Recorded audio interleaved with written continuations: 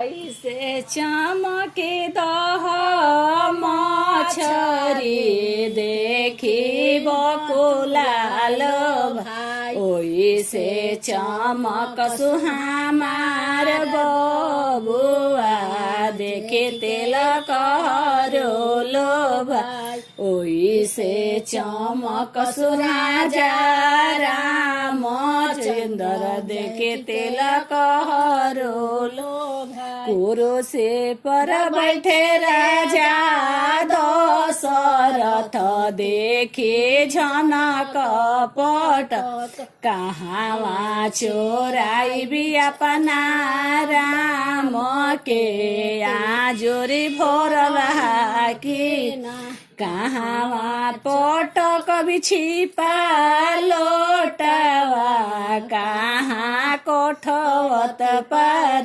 कहाँ चोराई भी अपना राम के तिलक चढ़ाई, दुआरा पटक भी छिपा लोटवा, गना कोठवत पार, कोहबर पटक चोराई भी अपना राम के तिलक चढ़ाई ना दे, कोहबर चोराई भी अपना राम के तिलक चढ़ाई ना दे।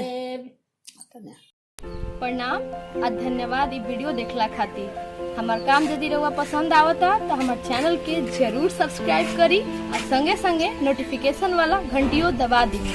हमार चैनल पर भोजपुरी लोकगीतन के सुनी आ आनंद ली। हम रोज एगो वीडियो के संगे हाजिर बनी। धन्यवाद।